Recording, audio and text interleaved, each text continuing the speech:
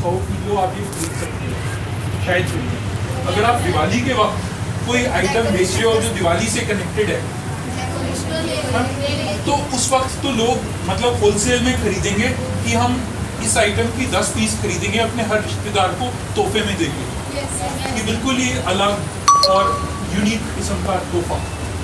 अब आप समझ रहे हो?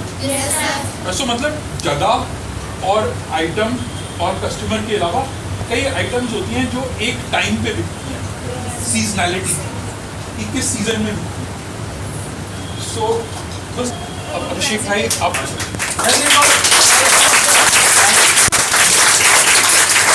सर ने बहुत अमेजिंग एग्जांपल दिए डिमांड एंड सप्लाई के, जहाँ डिमांड हो रही है वहाँ सप्लाई करनी, राइट।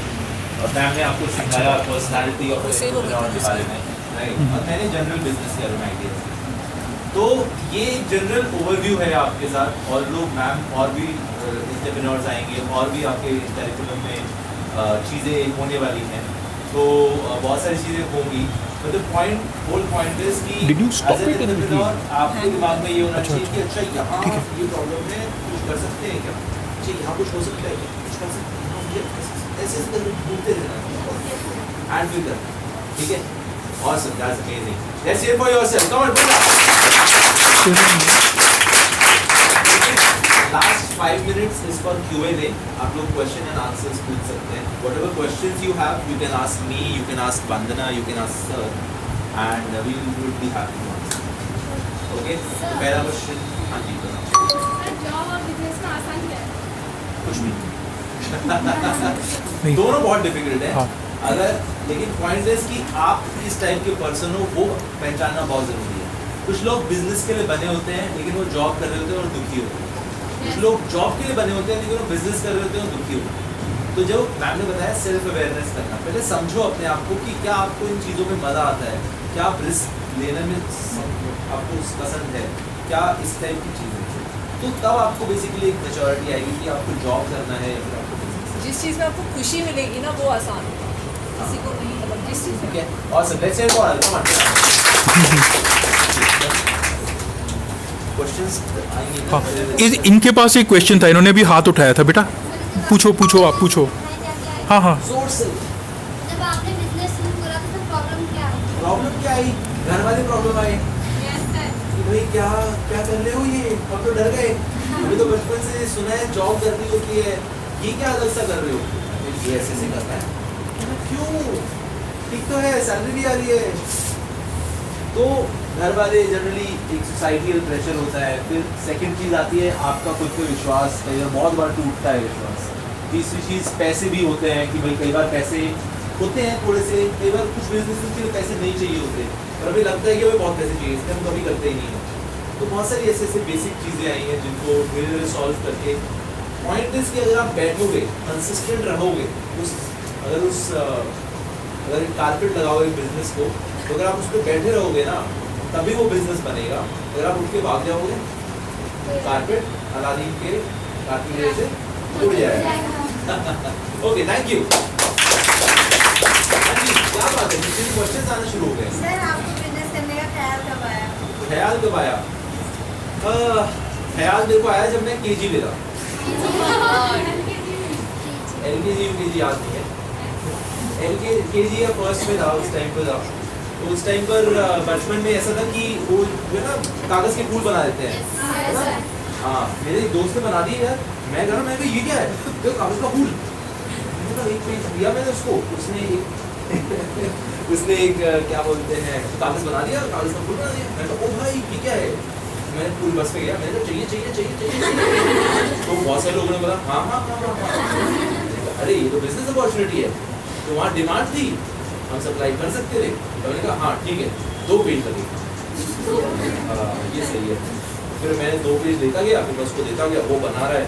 वो बेचारा शाम मतलब जब बस में वापस बैठता हर रोज़ वो फूल ही बनाता रहता पूरा। तो उसका करते करते करते करते हमारे पास फिर हमने थोड़े दिनों बाद जब 2-4 दिन हो गए और बहुत बिजनेस चलने लग गया हमारा, तो हमने बोला कि अब हमने रेट बढ़ा दी, 1 फूल बनाएंगे 3 पेज लेंगे। वो यार अच्छा ले लो यार 3 पेज, ऐसे लग गया। तो मेरे बैग में 50-60 पेजेस हो गए। वही मेरी मतलब कमाई हमारी पेजेस थी ना, हम हाफ कर लेते, एक दिन मम्मी को बता फर्स्ट क्लास के, हाँ सच्ची में फर्स्ट क्लास में ये हुआ था कि अपना ये मम्मी ने देख लिया और मम्मी ने बोला कि ये किसके पेजेस हैं, तो मैंने कहा हाँ, कहती तू अपनी कॉपी से पेज फाड़ता है, तो मैंने कहा नहीं मेरी नहीं है, औरों की कॉपी के पेज है, तू औरों की कॉपी के पेज फाड़ता है। तो मैंने समझाने की बहुत कोशिश करी, but I ended up last में मेरे को उसमें कर्सिव राइटिंग ही करनी पड़ी बहुत सारी, तो मैंने कहा अरे फिर बिजनेस कम हो गया। So that was the first business. Thank you for the question. Nalin, yeah. But when did you require age for a business? While age for a business, यार मैंने फर्स्ट क्लास में शुरू कर दिया था, तो अब आप लगा लो कितनी एज का होगा। There is no age for business. The idea is about अगर आपको वो चीज़ एक्सपेरिमेंट करो, मज़ा आ रहा है, तो आप उसको करना शुरू कर दो। हाँ, इनिशियली अभी जिस स्टेज पे हो, शायद आप कुछ अपने डिसीजन खुद नहीं ले सकते, कुछ पेरेंट्स आपके डिसीजन लेते हैं, बट द पॉइंट इज कि बैक एंड पे करते हो, ठीक है। एक मौका आएगा जब एसेंशियली आप कॉलेज में होते हो, तो आप फ्री होते हो, आप कुछ भी करो कोई फर्क नहीं पड़ता, या कॉलेज के बाद भी हो, तो वो एक स्पेस है जहाँ पर आप अपना फ्लाई आउट कर सकते हो, ठीक है। बस थैंक यू। जॉब और बिजनेस में सबसे जल्दी अपना कैरियर किसमें बना सकते हैं? सबसे जल्दी किसमें करियर बना सकता है? देखो यार सिंपल सा सबसे ये है कि जॉब और बिजनेस में सबसे जल्दी करियर जल्दी क्यों बनाना है? इसी जल्दी है, कहाँ जा रहा है? सब यही है, कोई ऐसे जल्दी, कोई जो पहले जिसको जॉब मिल गया ऐसा नहीं उसका बेस्ट जॉब है, ठीक है। कुछ लोग बिजनेस 50 पे स्टार्ट करते हैं, आपने KFC सुना है? कुछ लोगों ने सुना हो KFC, yes sir. McDonald's, yes in लोगों ने अपना बिजनेस 50+ के थे जब शुरू किया था, और आज देखो कितना बड़ा बिजनेस है, ठीक है। सो पॉइंट इज कि जल्दी सेट करना जरूरी नहीं है, सही सेट करना जरूरी है। लेट होकर अच्छा हो। हाँ, सही सेट। अगर आपको जॉब करने में मजा आ रहा है तो do it, that's not a problem.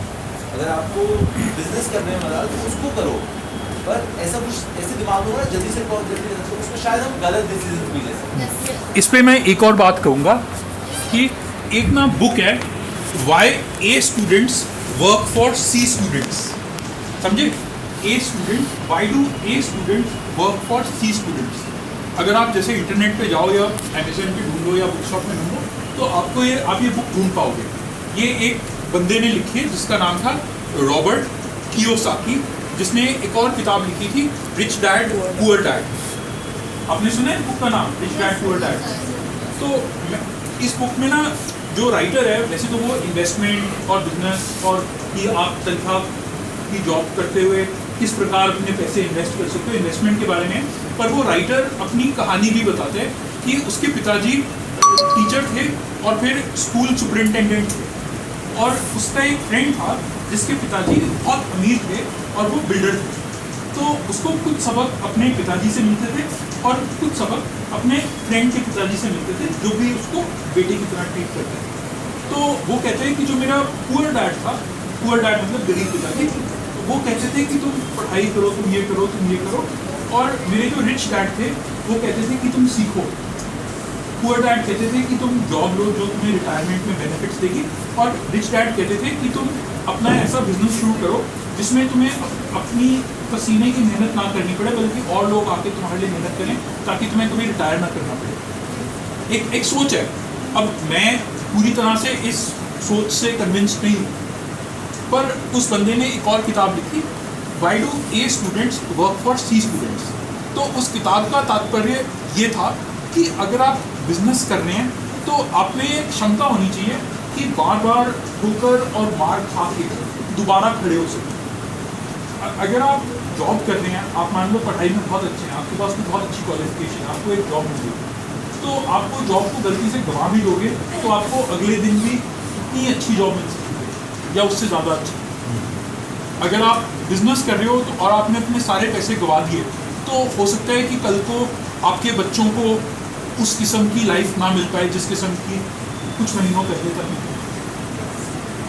और इसीलिए मतलब कहते हैं कि business is about risk. Just giving you an example. और जैसे मैं पैदा मतलब I am being born in a business family, so मेरे फादर जैसे हैं तो वो मतलब रिस्क से बिल्कुल डरते नहीं। जब मैं इंजीनियरिंग के लिए पढ़ाई कर रहा था तो उन्होंने कहा अरे बेटा क्यों तू अपना सर खपा रहा है इंजीनियरिंग के लिए पढ़ के, मेरे एक दोस्त के बच्चे के पास एक बुलेट बाइक है जो बेचना चाहते हैं, तेरी हाइट अच्छी है, मैं खरीदवा देता हूँ तुझे बुलेट सस्ते में। तो मैंने सोचा कि क्या मैं सचमुच कंप्यूटर प्रिपेयर करना चाहता हूँ 1 साल ड्रॉप करके इंजीनियरिंग के लिए, या मैं बैठ के अपने कंप्यूटर पे काम करूँ जिसका मुझे शौक है और मैं बाइक चलाऊँ। तो मैंने कहा नहीं पापा, मैं सचमुच इंजीनियरिंग में घुसना चाहता हूँ, क्योंकि मैंने देखा था बचपन में कि बिजनेस में बहुत सारा रिस्क होता है। कि मेरे फ्रेंड के पास साइकिल है, नई साइकिल, और मेरे पापा कह रहे हैं ठीक है बेटा अभी 2-3 महीनों में जब थोड़े पैसे आएंगे तो तुम्हें दिखाएंगे। एक बार आपको एग्जाम्पल दे रहा हूँ। सो बिजनेस में ये रिस्क तो होता है, और कई बार होता है कि किसी की जैसे फैमिली स्ट्रक्चर ऐसा होता है कि उनको रिस्क अच्छा नहीं लगता। जैसे मेरी मम्मी के फादर डॉक्टर थे, मेरे मामा जी भी डॉक्टर थे, तो जब मैं बच्चा था तो मेरी मम्मी कहती थी कि अरे क्यों मैं सर खपवा रही हूँ इस घर में। मतलब आप सब ने कुछ तो ऐसी सिचुएशन देखी होंगी। सो बिजनेस में हमेशा ये रिस्क होता है। जैसे मेरी I am just giving you an example. So जैसे हमारे रिलेटिव्स में एक कोई है हमारी रिश्तेदारी जो हमारी फैमिली की हैं, जिनके हस्बैंड डॉक्टर हैं, और उन्होंने एक नया बिजनेस स्टार्ट किया जहाँ पे वो डायरेक्टर हैं उस बिजनेस में, और हमारी जो आंटी हैं वो एक्चुअल बिजनेस पर्सन है।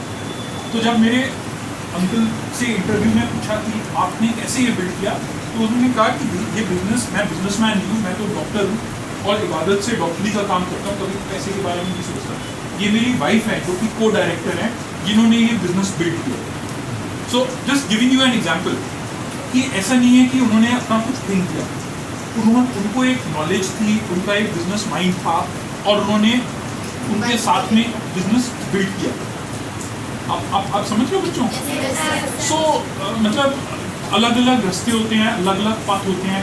ऐसा नहीं है कि कोई डाकुओं का सरदार बनना चाहते हैं कि मैं ये बहुत ज़रूरी होता है कि आप सोचो समझो, और जैसे अपनी दुनिया हर एक अलग दुनिया में रहता है, हर एक की घरेलू स्थिति अलग होती है। बहुत ज़रूरी होता है कि आप सोचो समझो, और इसीलिए वो जैसे सेल्फ अवेयरनेस, इसीलिए वो कहते हैं कि आप दुनिया में जाओ और आइडल ढूंढो। आप समझ रहे हो बच्चों? Thank you. Okay, we'll take last 3 questions. Who want to ask?